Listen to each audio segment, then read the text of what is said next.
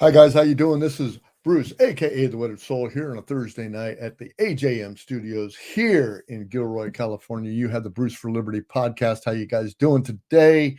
I am welcoming you here for another day of just having, another time of just having a great time and talking about liberty. I've got a special guest today. His name's Ken Madden.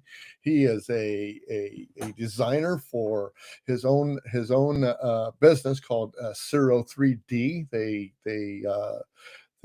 expertise in gold wings and Harleys and car stuff, and he's got an interesting product that he's going to tell you about. But he's also an artist, and he's also a part of the Nomad Network. And if you've ever listened to me before, you know that I am a part of the Nomad Network. I'm a Jason Stapleton follower, and this is one of the reasons why I have this podcast, Bruce for Liberty, because he got me on the Liberty Trail, and here's kind of my payback to him of all the programs and classes that I've taken from him, and I just love doing podcasts and love talking. But I got a couple of interesting things I want to talk about before we go to today. One of them is one of the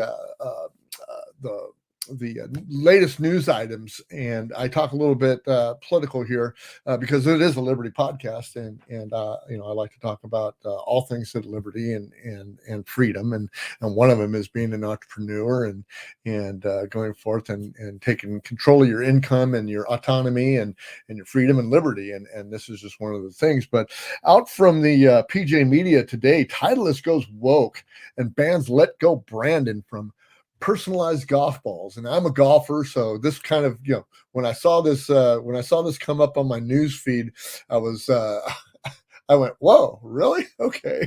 Well, Mark Lenneman of PJ Media, and thanks for PJ Media for bringing this out, is that in September, NBC reported that claimed that she misheard chants of "fuck Joe Biden" at a NASCAR Xfinity race in Talladega. "Let's go, Brandon," as a result, was the phrase that went viral from social media to a chart-topping song on iTunes. It's on shirts, bumper stickers, and face masks, and it's made its way into the House chamber. But woke companies are trying to prevent customers from using their products and phrases. And last month, at a home exercise bike company, Peloton banned users from the hashtag "Let's Go Brandon" on their profiles. Now, golf equipment brand Titleist is preventing its customers from using "Let's Go Brandon" on their personalized golf balls. So Titleist now has banned the phrase "Let's Go Brandon" on their golf balls. Republican strategist Caleb Hubb reported on Twitter Wednesday, along with a screenshot showing that his order for personalized golf balls has been rejected. Now, the writer here tried to create his own orders on personalized golf balls on the Titleist website, and found upon entering "Let's Go Brandon" into the field, the following message came up in red. It said, "Sorry, one of the words that you have chosen cannot be used. Please see our terms and conditions to learn more about what we will imprint." According to the terms and condition, AskNet, the company which owns Titleist, says it reserves the right to reject orders and imprints on our products that may, in our sole discretion, be inconsistent with their company values and branding identity, including but not limited to logos, designs, or personalizations that are negative in nature, advocate violence or illegal activity, or are slurs, hateful, threatening, libelous, defamatory, vulgar, obscene, or pornographic. According to Hull, he was able to order customized golf balls from Titleist with "Let's Go Brandon" on them a month ago. So that's pretty interesting. And you know what? Here's the gist of it: is I don't have a problem with Titleist doing what they want to do with their company. If they don't want to imprint a golf ball with "Let's Go Brandon" or "fuck Joe Biden" or whatever the case may be, I don't care.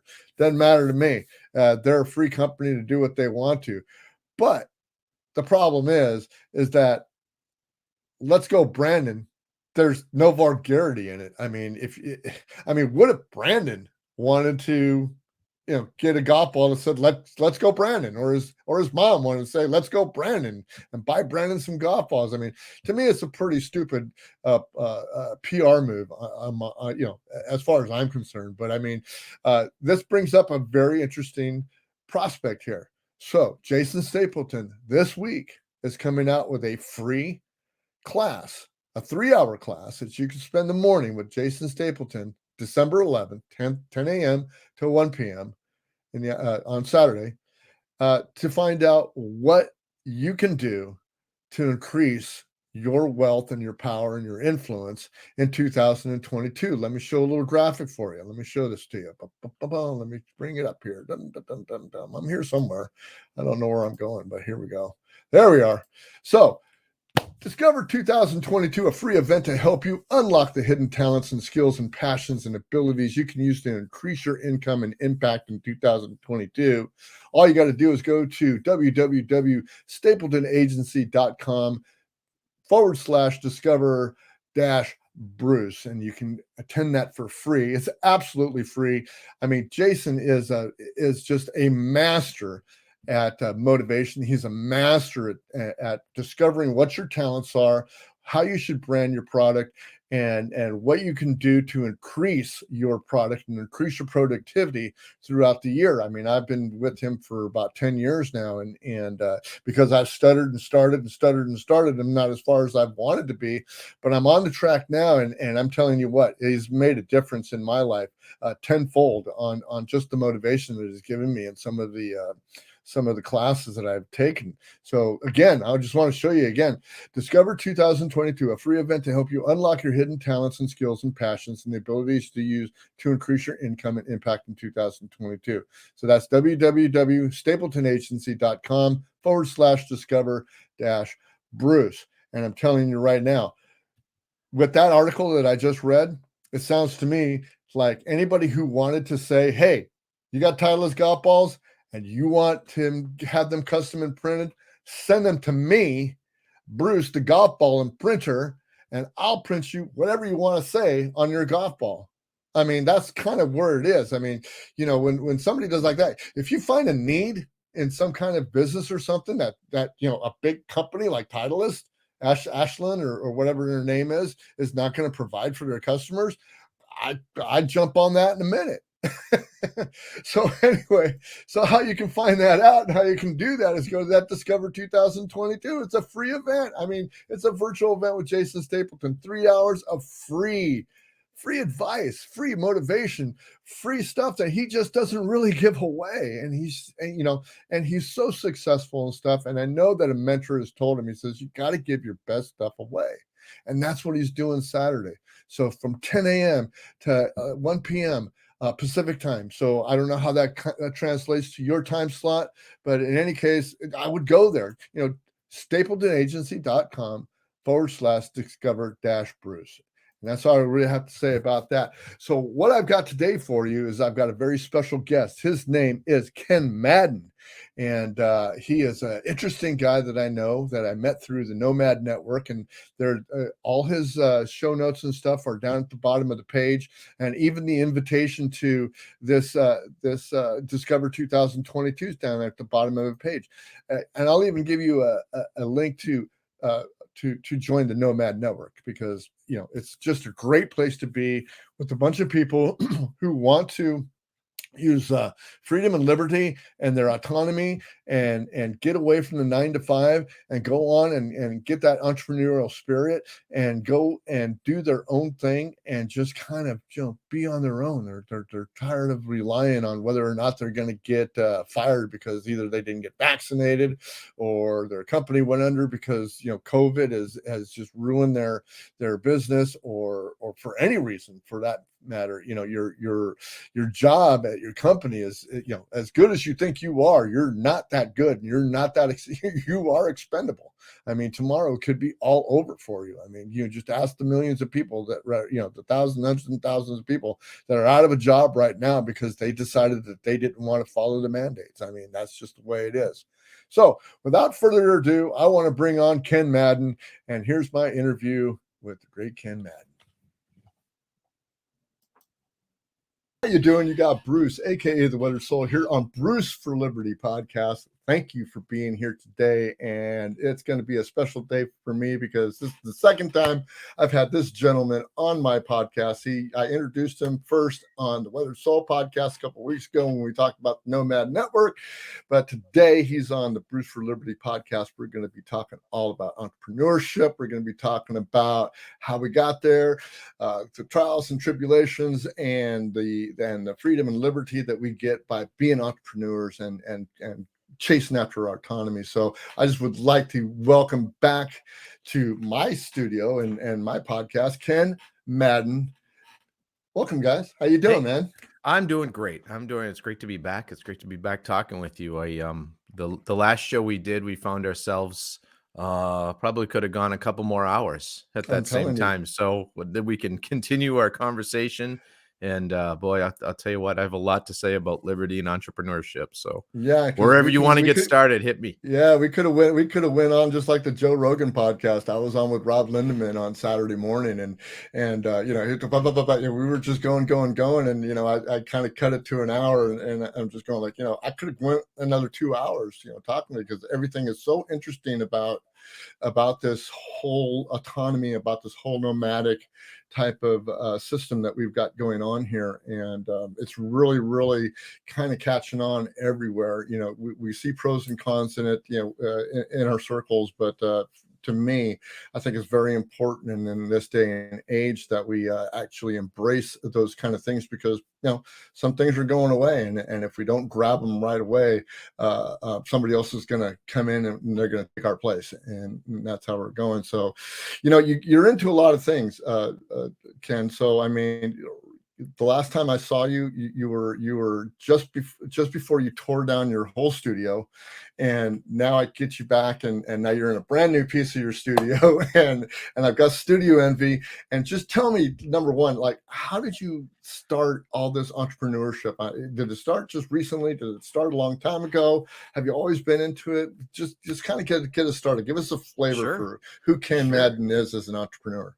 This just sparked a memory in the back of my head. Sometimes someone will say something, you'll be like, I haven't thought about this in years. But starting as an entrepreneur, I remember when I grew up outside of just in a suburb of Boston. And I remember it was in our Parker Street house in Westwood, Massachusetts. And it would have been 1974, 1975. So I was 6, 7 years old. And I remember there was coupons that I found in the paper. And they said 5 cents, 10 cents. And I thought that meant if I cut those off, that's what they're worth. And that I could just go make money. So I cut all these. I had a stack like an inch thick of coupons over a few weeks, and my mom's like, what are you going to do with those? And I said, well, look, I got all this money now. Now I can go buy this toy that I wanted or something. I just got it. And she's like, it's not how that works. But at that early age, I think that's when I kind of thought, oh, this is interesting. This is a way I can make money. This is it. The interest sparked then. And then as I got through, I had paper routes in high school and that kind of stuff. I never made much money, but then I started with my artwork, selling it. And I'm a car fanatic. I'm a car guy, muscle cars, classic cars, exotics. I don't care. I love cars. And so that's all I ever drew was cars. And I'd go to some car shows and I talk to people and they see that I drew because I might be sitting there at the show drawing cars. And a guy asked me, actually commissioned me, and this would have been about 1985, 86, to do a drawing of his 59 Chevy, which I did, and it was terrible, and he paid me. But I really tried really, really hard on it. It was just a pencil sketch. I wish I had a picture of it to show you because I look at what I did then and now. It's like, oh boy, I did have come a long way. But it showed me that, wait a minute, there's a value in what I know, in my knowledge, in my skills. There's a value in this that's just me in the person that wants the piece of art. I mean, it's really a cool relationship there. And so I went to art school. I went to Minneapolis College of Art and Design. I wanted to go for illustration. And then I saw what all the product design guys were doing, and they were actually, designing stuff and then making it. I said, oh, I want to do that because I like to make stuff too. I like to fabricate. So I did all that kind of stuff, and I worked my way through school as an artist most of the time. I just pick up odd jobs. One of them was we had a bulletin board, where people would post jobs that they needed done and then come to the art school, which is, by the way, you guys, if you want some usually pretty good, cheap artwork done, go to your local art school and just put a post up on a bulletin board somewhere and say, hey, can you do a logo or something? But anyway, one of the things I did was for a company that made leather holsters for guns. Mm-hmm. And they needed illustrations of those for their packaging, just very, very simple. And I must have done 20 or 30 of these things. And that's really started me really thinking of the entrepreneurial side of things. I'm like, well, I could do this. And while I was in school in Minneapolis, they were building the Mall of America. So some of the jobs that were posted were from Mall of America wanted to have, I did some like drawings of awnings that would be on a restaurant at Mall of America and some technical drawings and stuff like that. So I was trying to find my place. So anything and everything I could take in, I said no to nothing, even if I was going to be bad at it, and I said, well, I'm going to learn here. I know I can't do this kind of art, but I'm going to figure it out right now because I have nothing to lose. So, about my third year in, I'd go back in the summers. I go back to Boston, and I'd done a drawing. It was kind of a breakthrough drawing of a 71 Cutlass Supreme I had. And that was a car I drove back and forth between Boston and Minneapolis. Nice. I mean, I had one of those. I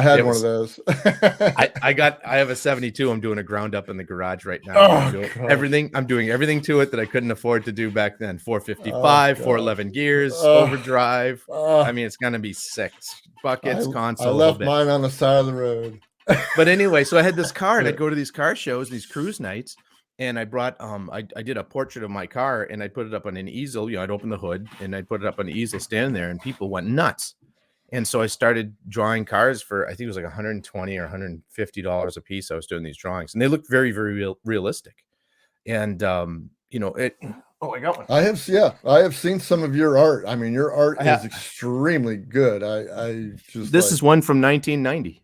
That is just fantastic. I mean, look at the detail in that. That detail is just so awesome, and the shading and the lights glimmering off of it. That is amazing to me. I mean, when I was in even when I was in high school, I was always into, I do computer aided design. I do AutoCAD.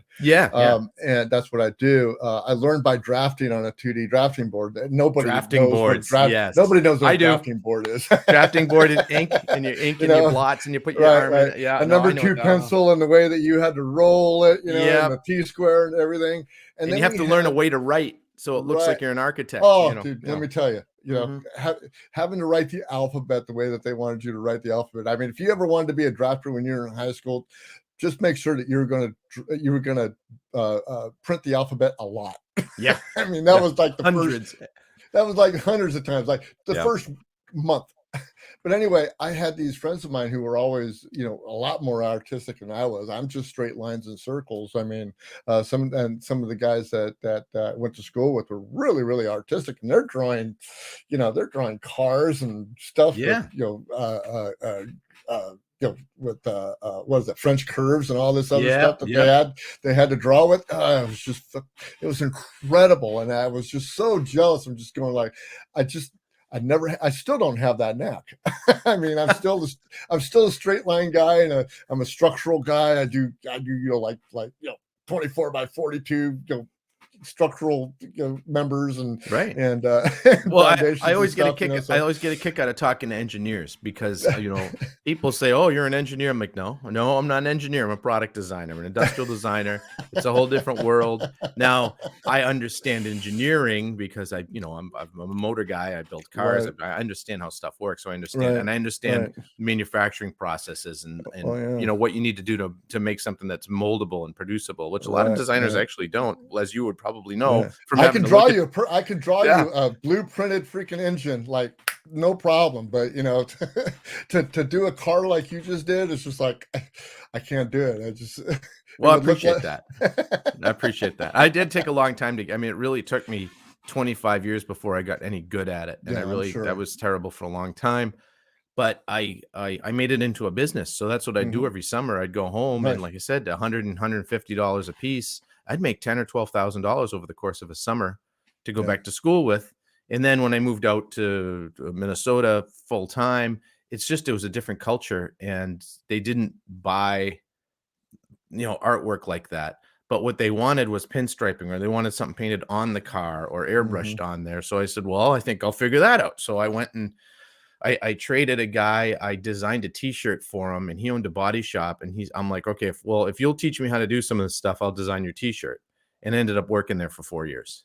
And so we rebuilt cars. I mean, I was making like $6.50 an hour, making no money, but learning about cars and motorcycles. He taught me how to weld. He taught me how to do body work, and taught me how to lay out flames, and taught me about the chemistry of all these things. He was a mentor. And at the same time, I was teaching about art and the layout and color theory and all this rest of the stuff. So we really had a nice relationship. And he's since he deceased, he died a couple of years ago of cancer, which is too bad. But it was one of those moments where it was just a little leap pad. I went from him working with him, and I was never an employee at any of these places, to a place that did custom motorcycles, to another place that I airbrushed goalie mat. I just walked in one day. I was kind of in between a bunch of jobs, and someone said, "Hey, you should go check around this guy. He paints helmets or something around the corner. He does cool airbrush stuff." And I go over there, and he paints goalie masks, and he's like the top guy in the country to paint goalie masks. Right. You know, you see him in hockey and I'm not a sports fan at all. So I'm like, I walk in there, and he's like, "Well, yeah, I got like 40 of these things to do. I could really use somebody to help me with these." I'm like, "Well, I'll do it." So I go in there and do it. And of course, the first one I did, I go in there all cocky, I'm like, "Yeah, this is gonna be great, man. Watch this." And it was a skull head on the thing, and he had a way of doing it that was really cool, but it was really simple. And simple doesn't mean easy. Right. So I spent the whole day doing this mask, and I got it all done. I'm like, "Here, check this out. What do you think about this?" And he looks at it, and he dips the rag in the mineral spirits next to it and just wipes it off. And he goes, "That's just not going to do. It needs to be better. It needs to be better than that." And I looked at him, and it was one of those moments of, ain't nobody told me ever that it's not good enough. But then he showed me the mask, and he says, look at now, really look at it. And he's like, "I can see you can do this, but here's where you went wrong. You went a little bit too dark here. You didn't go dark enough here. The way you airbrush this part is in the way you mixed your paints is a little bit different." And he showed me what I needed to know. So I came in the next day. I said, "Well, I'll tell you what, give me another chance. I'll come in tomorrow and do it." So I came in the next day and did it. And he's like, "That's really good. That looks great. It took you twice as long as it should. This should take you 4 hours, and it took you 8. And I said, "Okay, well, that's the next thing I got to work on." And I ended up working for him for 2 or 3 years, doing cool. nothing but painting goalie masks. But what that did was, when you sit there, I'm sure when you in a CAD program, it's the same way. When there's something new comes out, you have to try something new. When you sit there day in and day out and just knock it out, and you've got this pressure to be better every day. It refines your skills. And that's so I went from there to, I always had, my dad told me he was a musician. He always told me he was always have a side gig, always have some kind of side hustle going on. So all the time I was painting goalie masks, I was also painting motorcycles and pinstriping cars and doing artwork on the side, doing graphic, anything that I could do to stay in the art world.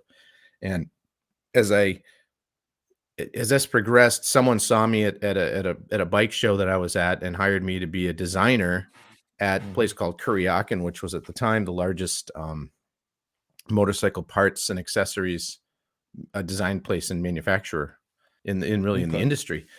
And they hired me, and I didn't know how to. I was a analog guy, man. I didn't know how to use CAD or Photoshop or any of that stuff. I was still cut and grind and make pieces, but I made custom. I'd make my own waxes for invest casts, and if I needed a left and a right, I had to make them both, and they had to match.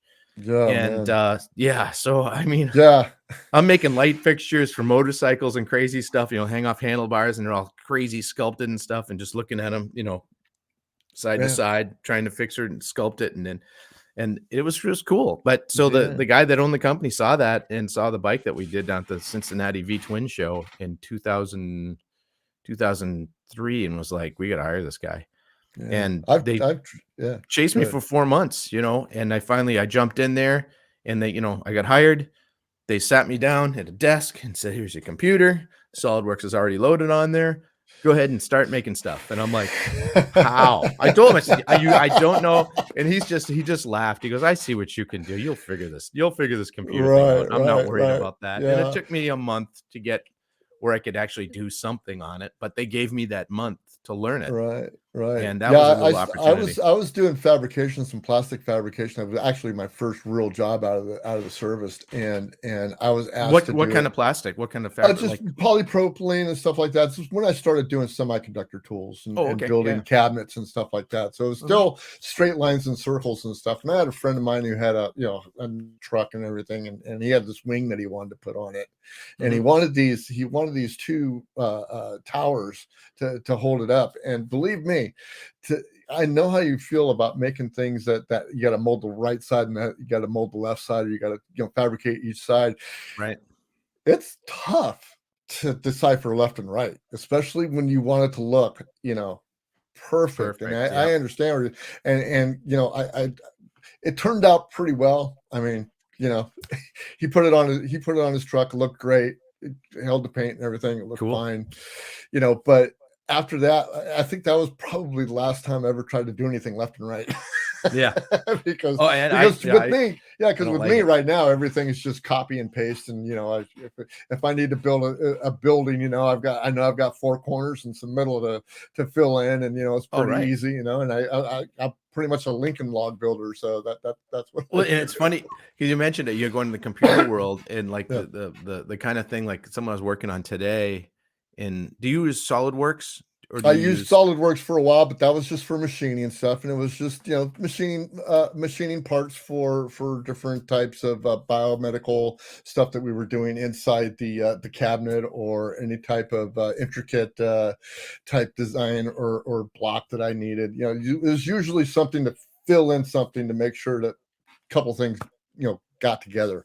I right, never right. really went wild on the design that it had to be shown outside or anything like that. It Yeah, was just we do basically the support.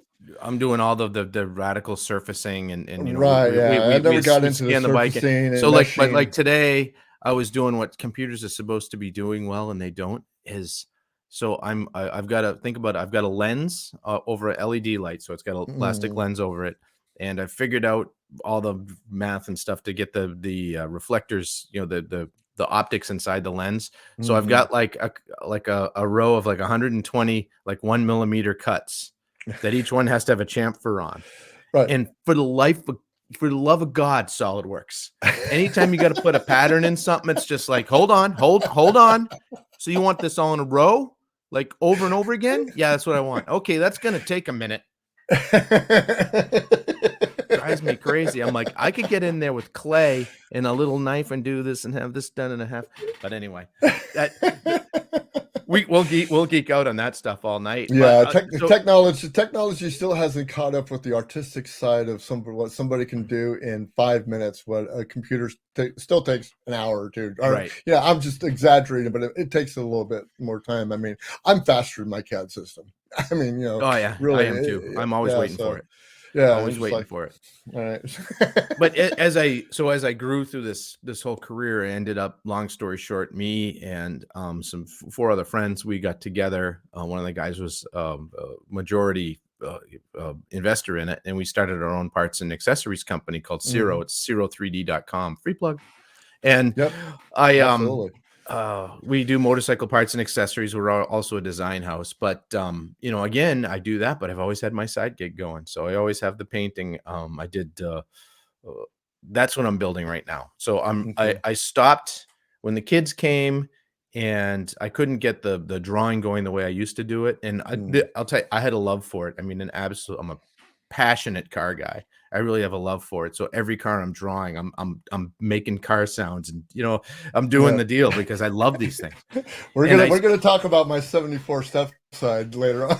Awesome. Well, That- so I missed it. I missed it, and I yeah. thought, well, now the kids are older. I got some time, and I love this whole nomadic idea of being able to go anywhere and do your thing, and be able to Mhm. just, if I have to drop everything, sell the house, and go, well, I could put this in a van and a motorhome, and I could work anywhere from anywhere. And Right. that's not what I want to do, and that's not my nomad mindset of what I want to do, but I know that I can, and that's a huge weight off your Yep. shoulders.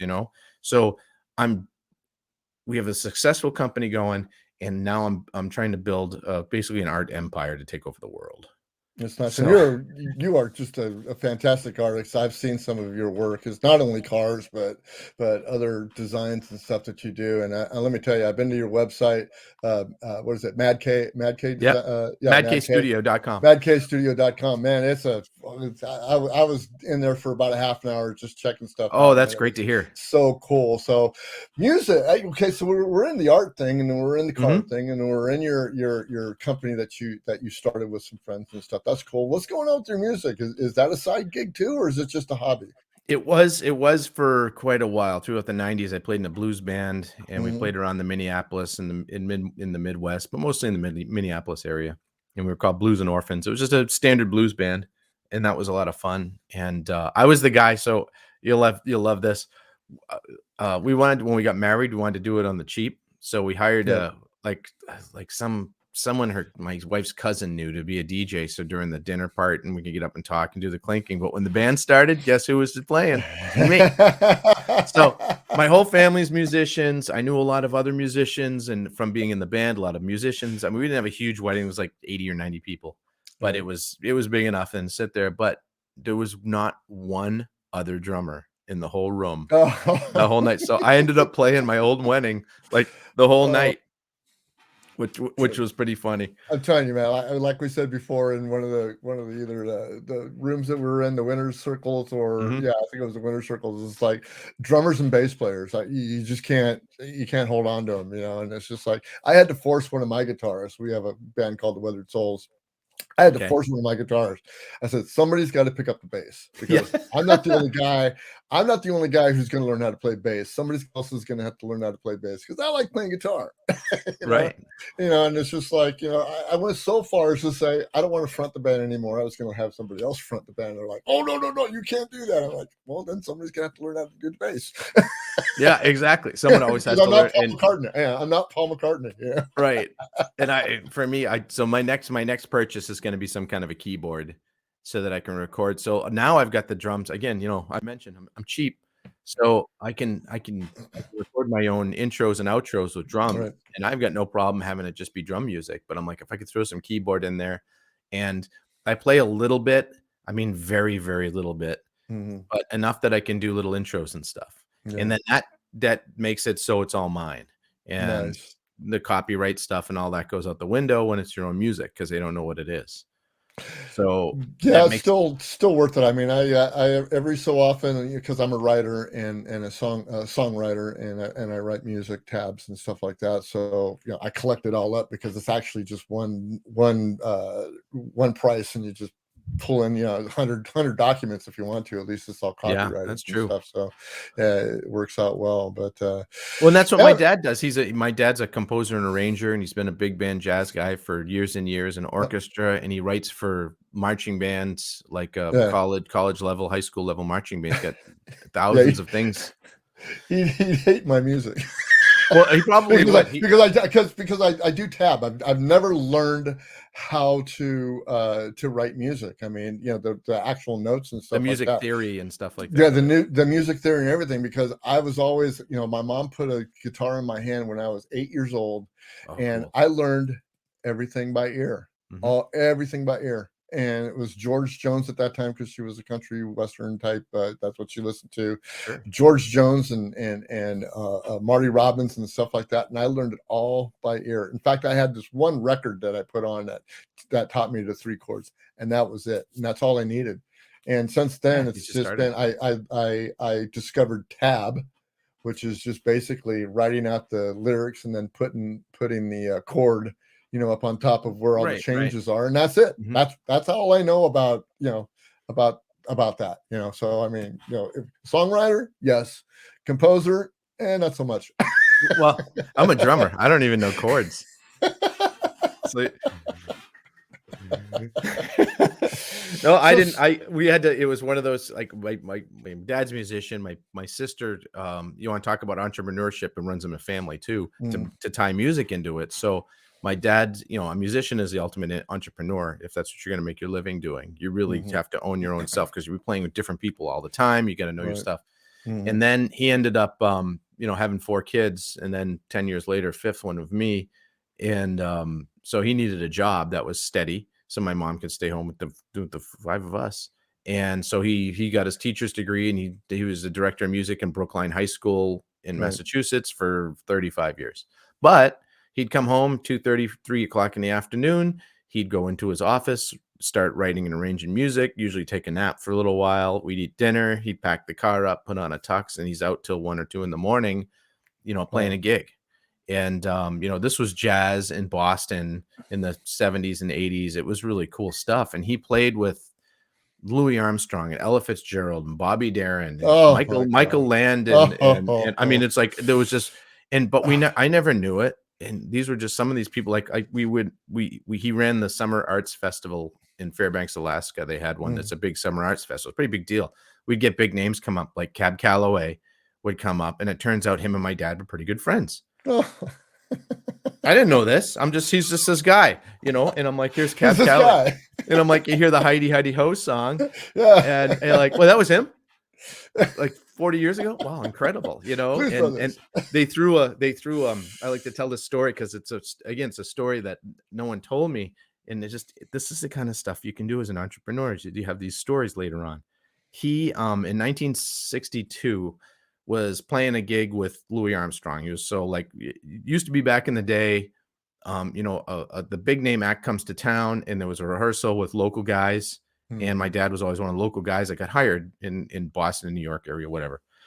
So it was in between the shows or whatever, and it was July 4th, which is Louis Armstrong's birthday.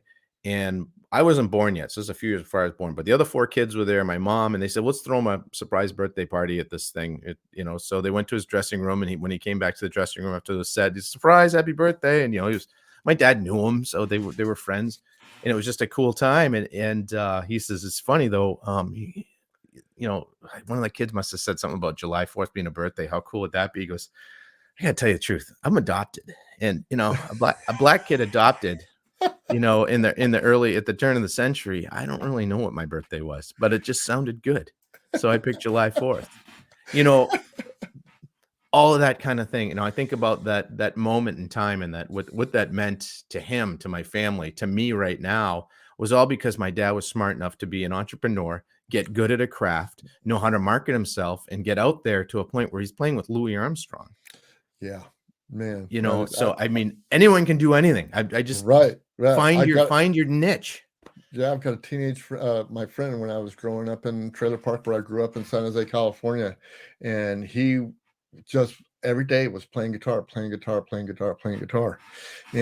was playing guitar back then too, but he was so much better than me, so I just never really kind of jammed with him or anything. But he's in LA, and he's a studio musician, so he plays with everybody. Right. And I mean, anybody who comes into town, like you said, it's always, they have a local rehearsal, and who's there, it's always the best of the best, and he's one of the best of the best out there. And whenever you go down to LA and somebody's playing a big stadium or something, you could bet that he's in that band playing something, whether he's playing studio guys are amazing. Here in Minneapolis has been awesome for studio guys in the bars at night scene. Just crazy. It is just crazy. And it's something one of these things that, at 62 years old, I'm going like, man, I wish I should have, and I was talking with, like I said, when I was with Rob on Saturday, talking to him, it was like, all these things that, because I grew up in a working family. So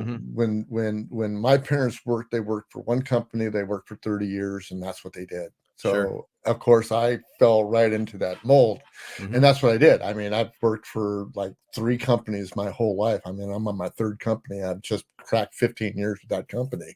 Wow. And I was with 23 before that. So jeez. I mean, so that's kind of, my mold. So this entrepreneur stuff is actually pretty freaking new to me. I mean, it's exciting, isn't it? Yeah, I did. I mean, I started First Note Productions with a friend of mine, Ron Platkin, back in the 80s. We were DJs, and it was just something we used to do. We used to go do DJing at clubs and high schools and parties and weddings and stuff like that. And then he tragically passed away, and we just shelved it. And probably no more than, I think, 2006 2009, 2010, something like that. That's kind of when I got the inkling, and I started, I was listening to Jason Stapleton already and stuff like that, and he kind of sparked that all up, and so I started the CAD business, I started the podcast, and I started to this, and I started to that. So this is all about you though. So, but I mean, that's kind of where that's kind of where I came from. So I mean, to be able to listen to you, where you have come into this entrepreneur thing almost all through your life, it's exciting to me. And I was never any good at it. It's just now that I'm trying to be good at it, but that's what we're going to talk about next, because what I want to talk about next is that it's really exciting that you got into all these things and that you're going forward and you have this company and all these things, but there had to be some big trials, there had to be some failures, there had to be some hard times, and what I want to really get to my audience when we're talking about liberty and freedom and autonomy and doing the entrepreneurial thing is that it's just not get rich quick overnight. It's just not you think of something one day and all of a sudden you're selling millions of copies of it the next day. What has been some of your biggest trials and tribulations that you've had, that you've actually worked through, or maybe you're still working through? Well, yeah, I mean, the one of them, I kind of grazed over it earlier, was so when I would go home in the summertime and I would go to car shows, I was going to, from Tuesday through Saturday night in the evenings, I'd go to a different cruise night where people bring their old cars and we hang out, whatever.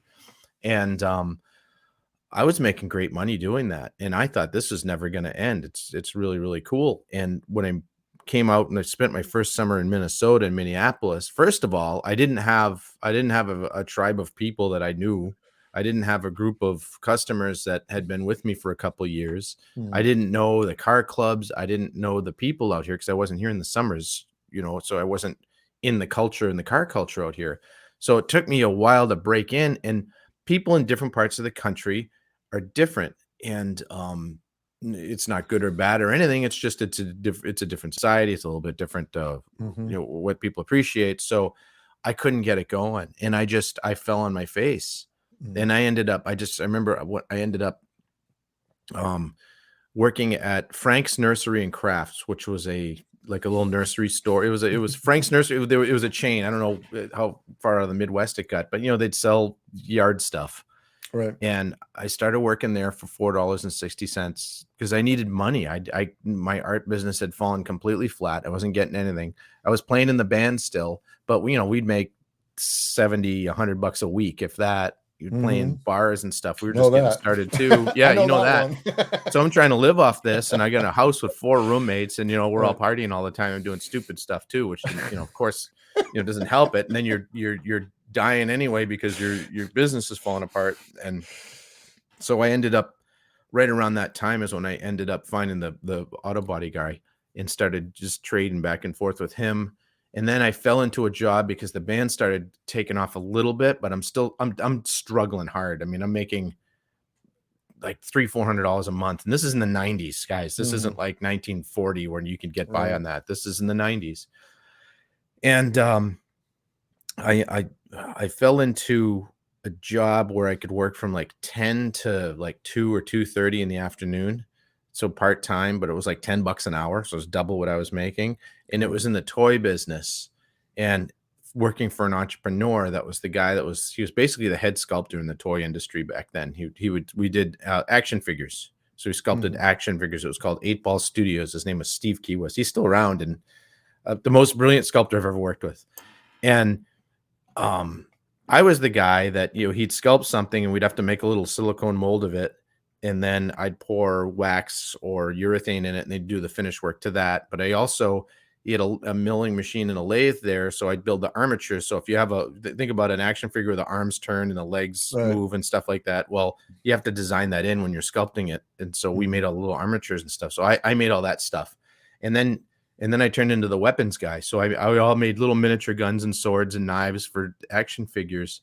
But through all that time, I'm like, man, I want to make some more money. I want to learn what you're doing. And he said to me, I remember when he said this to me, I was like, this clicked in my head. He didn't say it as a jerk. He said it as a realist. He goes, here's the deal with the way I can pay what I'm paying.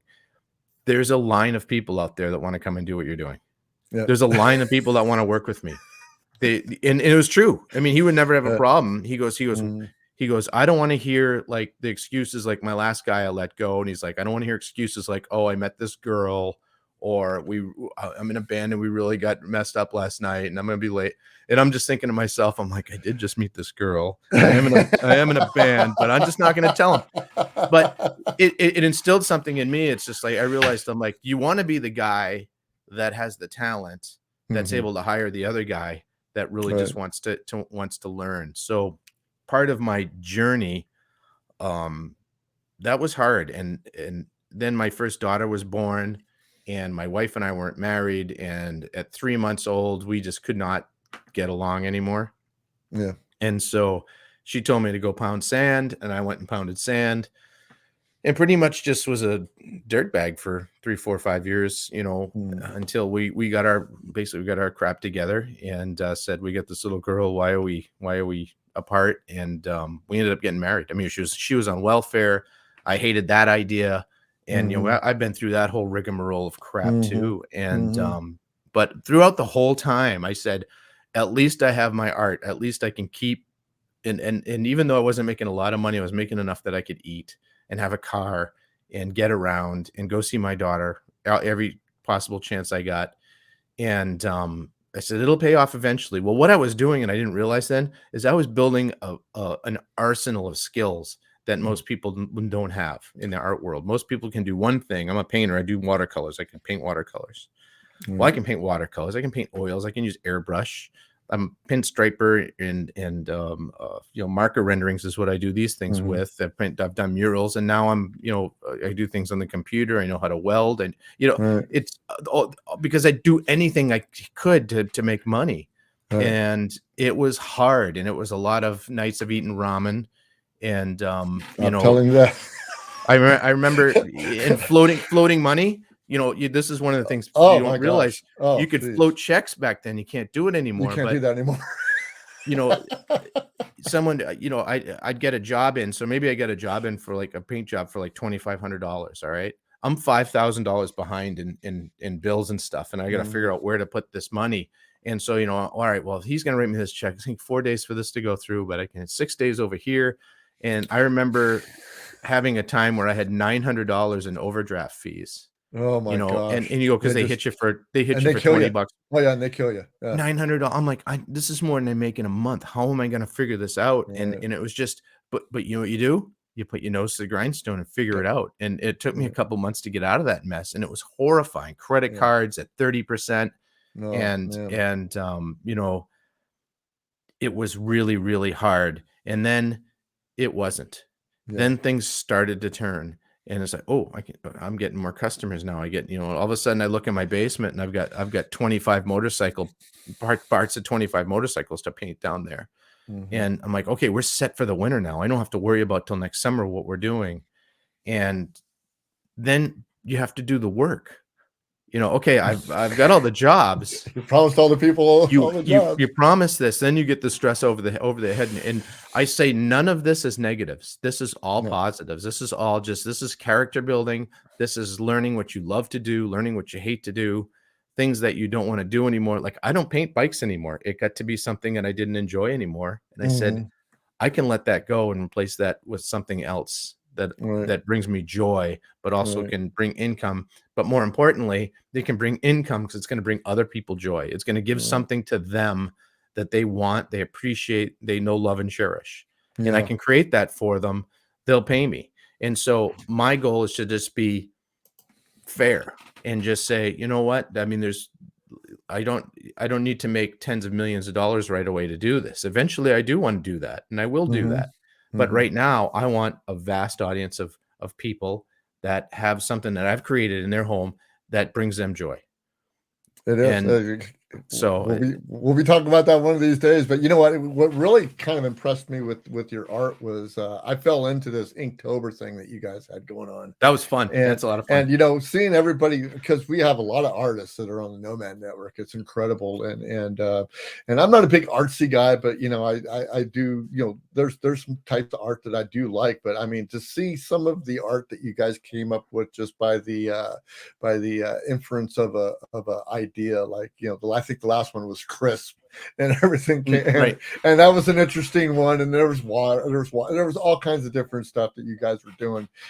Tick was one of the favorite ones that I had. And Vince Ferrari came out with the actual tick that With was the tick from the, yeah, I called him. superhero. I loved it. I love that. That was so freaking great. I'm like, I knew So good. somebody was going to do that. Well, again, so there's a guy, Vincent Ferrari. There's a Yeah. guy right there that was, he's the reason I found out about Inktober. And for those of you guys that don't know what Okay. Inktober is, it's a India Ink company, I think is what started it many years ago. And they just give you a list of words, one for each day of the month, and you have to each day of the month draw something that has to do with that word. And that's as much direction as you get. It's cool. So Vincent told me about it last year because I saw him do it, and he did it for like 3 days and gave up. He's like, I'm not doing it. But I took to it, and what it did. So I was kind of drifting a little bit in my entrepreneurial art thing, and I was taking a lot of courses and from well, it wasn't a network back then, but I was taking some courses and trying to learn some things, and I was kind of lost. You have that paralysis of you've learned a bunch of things, and you don't know where to place that knowledge, and I don't know what to do. I'm going to try this, and I'm going to try that, and you get confused. So what Inktober did is it made me, I said, you know what? I'm going to, it's like quitting smoking. When I want a cigarette, I'm just not going to have that one. So I flipped that around, and I said, every night I'm going to spend a half an hour to an hour doing one of these drawings, no matter what, even if it's middle of the night, whatever. Every night before I go to bed, I make sure I did it. I did it last October, and it changed everything. It grew my social media thing. I met a ton of other artists and people that were also people I could help, and also people that could help me. Nice. So we did it both ways and started building some community. And then so when it came around in September, I mentioned it in the Nomad Network. I'm like, hey, everybody, we've got this Inktober thing. If you haven't heard about it, let's all do it. And it doesn't matter if you're good or bad. It doesn't, just let's do something all together as a community and then enjoy it.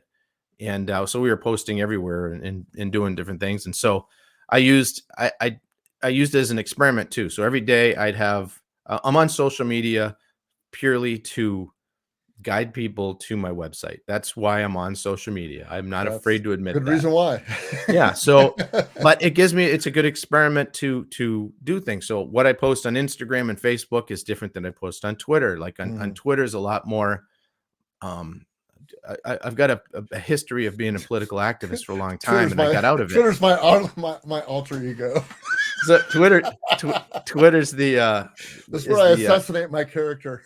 There's a certain kind of posting that rhymes with ship. That's my Twitter place.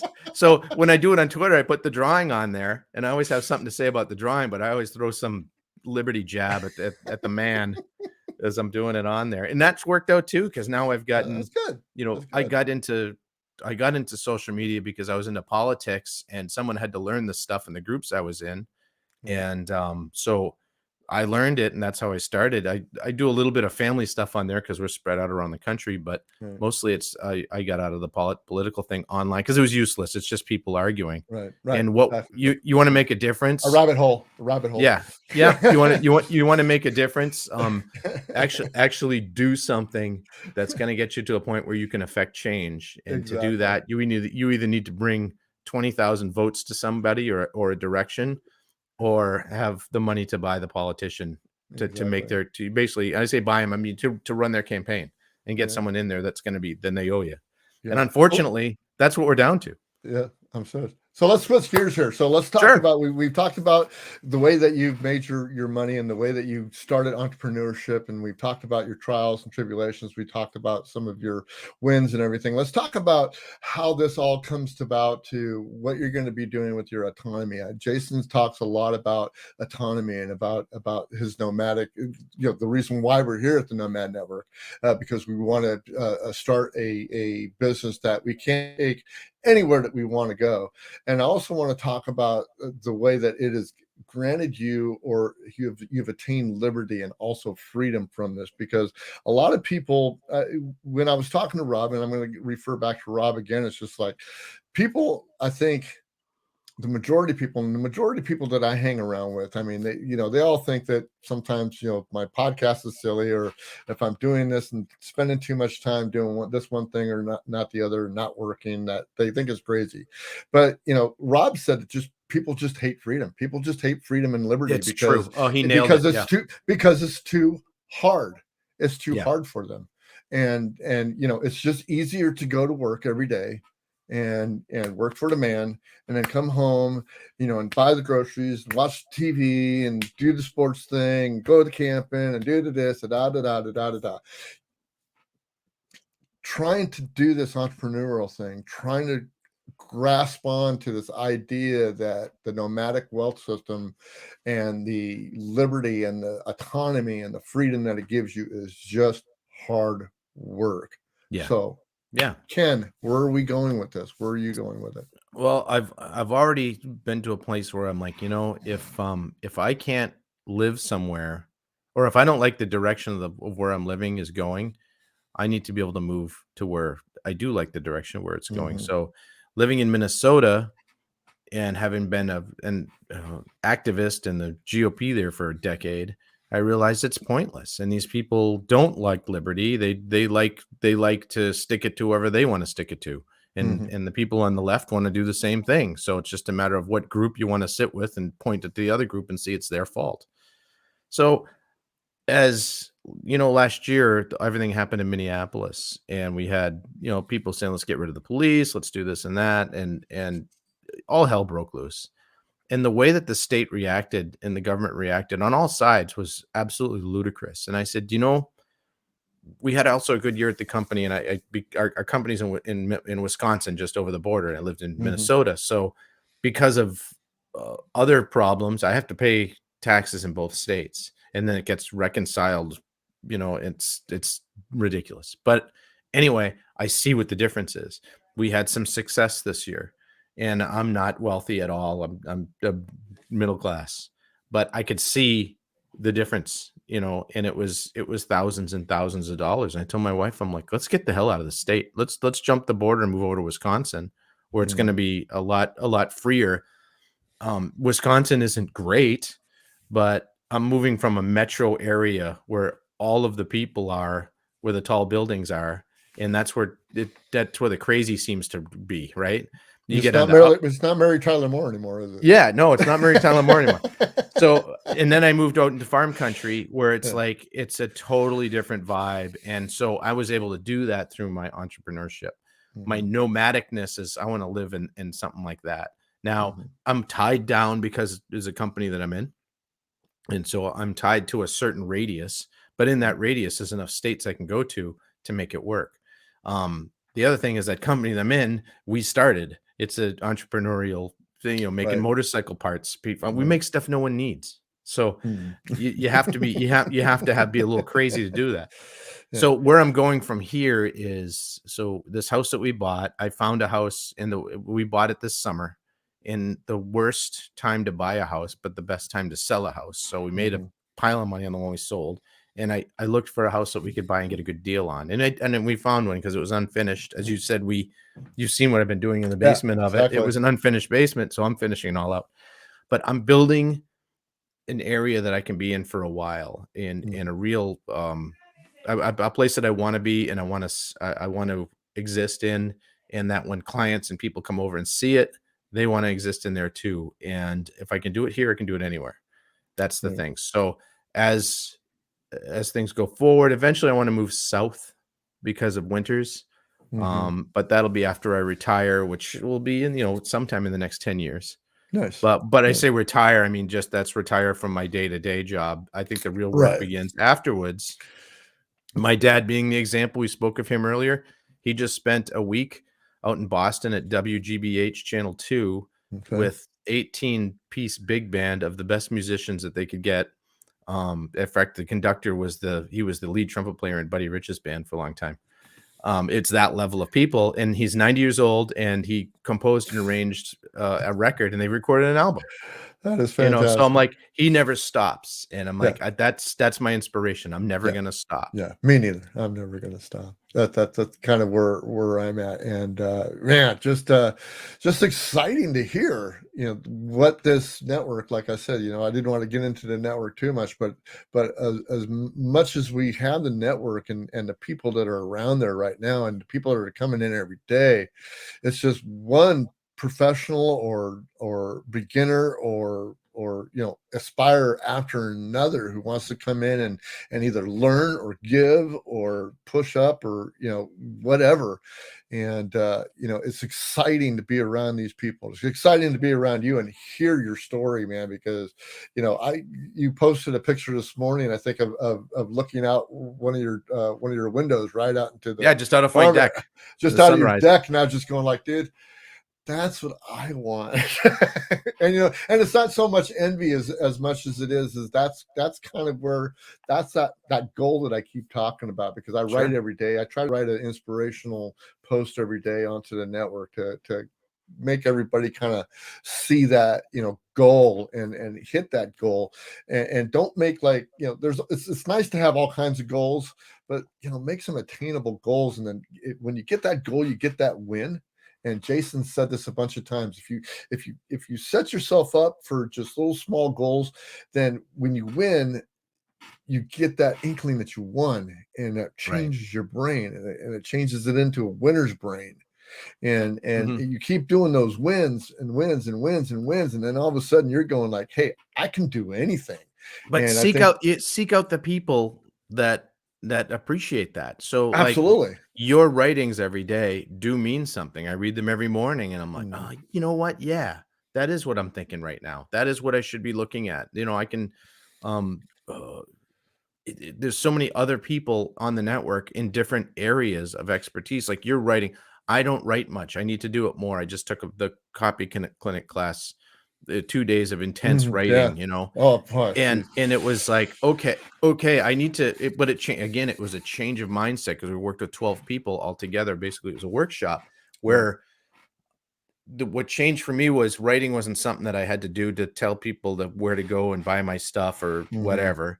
It Hmm. was, no, this is actually enjoyable. This is part of the creative process. I can be thinking about this writing now as I'm creating a painting or a product. Nice. It's the same thing. It's a creation process. So like so now when I'm reading like your writings or some of the other people's writings or a book or something, I'm really looking at what are they saying? How are they saying it? I'm looking into the craft of it rather than just Hmm. the words. Right, And right. I think that's one of the things that is going to be the way that we're going to be able to change the world and change the country and change our small microcosm of people to start out with, Yeah. is just dive into something that means something and understand it. And then when you see other people doing it, support them, engage them, and learn from them. Yeah, I'm gonna be that next year guy for the copy clinic. I have yet to take, it's probably one of the only classes I haven't taken from Jason is the copy clinic. But right now I don't have anything to sell. I'm doing my podcasting, I'm still working 9 to 5, but I've got the band and I've got the CAD service and stuff like that, but I really don't have a product that I'm out there selling. So to me, the copy clinic isn't, it's not a priority, but it's something that Right. I really want to do because I love to write. I mean, I write music, I write these motivational things every day. I do the I mean, I can see it working for me in my podcasting too. So I mean, it's something that I've always wanted to do. It's just, I wouldn't have been I would have had to schedule that in, and when I found out that he was doing the copy clinic, I'm like, I can't take that time That's off. why I didn't do it last year. So Yeah, last year I yeah. didn't do it. I So had the same thing. And then, some good friends on the network, Carol LeBaron was one of them. yeah, okay. And she took it. And after it was over, she's like, "You are such a fool for not taking this." And I'm like, I didn't have the time and I didn't want to spend the money because it isn't cheap. It's expensive. But Yeah, it's after doing it, I'm like, I'm absolutely amazed at what we learned in 2 days there.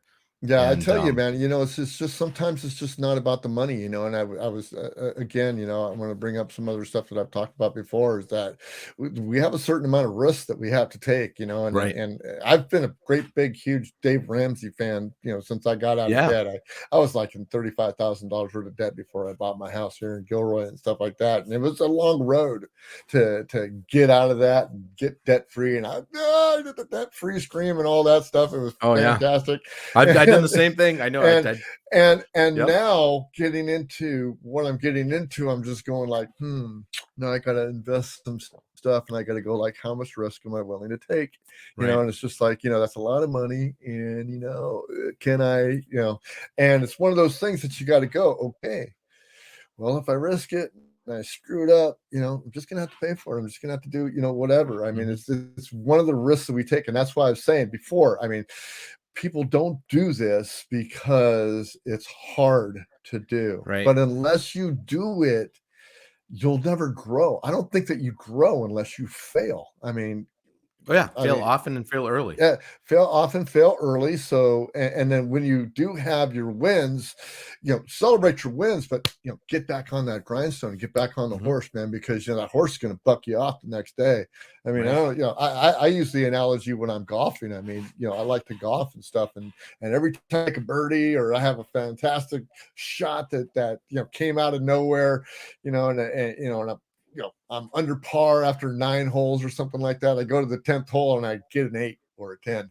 Hmm.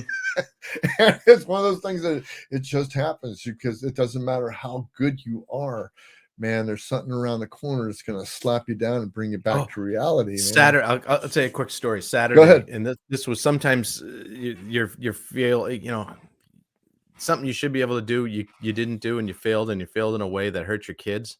Hmm. Oh, this happened to me Hmm. Saturday. Ugh. So my son Ugh. and I have we've been working for a couple months on a wrap for his car. He's got a Volkswagen Beetle, a 2001 Beetle, and he likes anime artwork. So we created this Okay.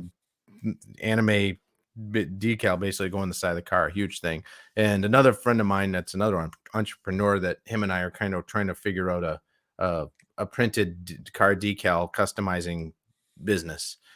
So he printed them for me, and we did two different kinds. We did one that's kind of the expensive 3M material. One that was a different kind of material. It was less expensive. Let's see which one works. We'll put him on my son's car. He'll get what he wants, and then we can run it through the winter and see what we need to look at spring. Just kind of an experiment. And I go to put this thing on, and I've done this before. I mean, I've put wraps on cars. I've done this, and I screwed this up so epically, horribly wrong. Oh no. And the look on my kid's face was he's 19. He was just like, just bummed as hell because he'd been looking forward to this. And here's dad that, he does drawings, he does paintings. I got stuff in magazines. I got patents. I got all this stuff like that. I can't put his sticker on a freaking book and messed it up. I ruined his day. I felt horrible. Oh, And yeah, then I got what to, is there? now I'm dealing with my partner in crime there that, I'm like, look at this one's on me. I'll Yeah. pay for materials and stuff. We got to print another one. But I also learned a lesson. And I'm like, okay, this might be outside my skill set. And so I said, I have a sign guy. It's a friend of mine that does a lot of raps all the time, and I called him right away. And I'm like, dude, I have completely destroyed my Tucker's ideas, and we ended up ripping it off and throwing it away. It was that bad. Oh my Like God. $400 of printed decal just thrown in the garbage. And I'm like, and he's like, oh, that you should have been able to do that. I mean, this is a guy I used to work with when I did goalie masks. He Uh, rented part of the shop, so I've known him for 25 years. And he's like, you screwed that up on a bug? They're flat. How did you? I'm like, I don't know. It did not. I know I did everything the right way, and it just sometimes something blows up in your face. yeah. And it was a teaching moment for my son of, what, my dad's not infallible, and how you react to it. I'm like, I'm really sorry, Tucker. I'm like, this is really my fault. And I know you're really bummed about this. And it was a really bad fail. And I haven't Yeah. had one of those in a long time. So it was good. It was good for me to fail at something. And remember, I got to humble Yeah. myself down and say, you know what? I can screw some stuff up. And Right.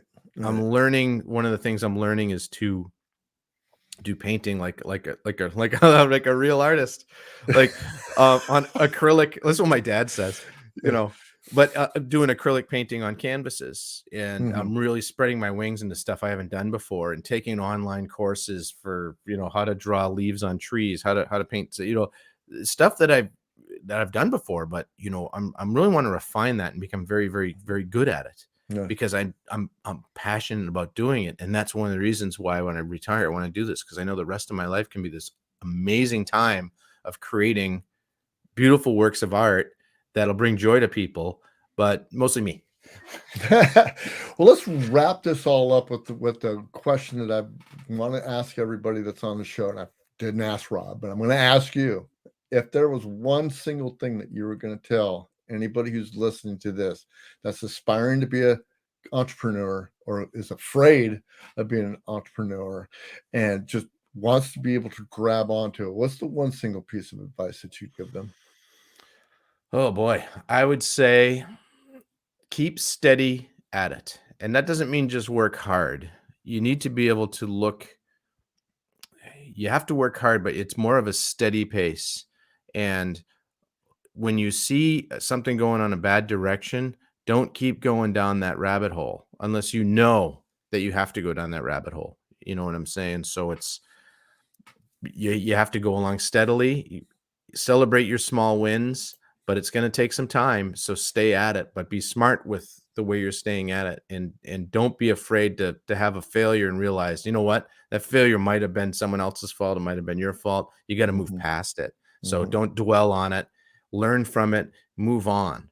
So Cool. that would be my response to that, is just stick with it. Ken, we had a great time, man. I really appreciate you being on the show. Why don't you plug anything that you want to plug right now? And I'll make sure that once we get this all set up and everything, that I'll put the clicks on and everything else so we can go wherever you're going to tell us where to go right now. So Yeah, plug yourself, great. plug something. Oh, I love that. So my art website is MaddK Studio, MaddK Studio.com. And anywhere on social media that you can find me, it's MaddK Studio. Just type that in and I'll be the only one.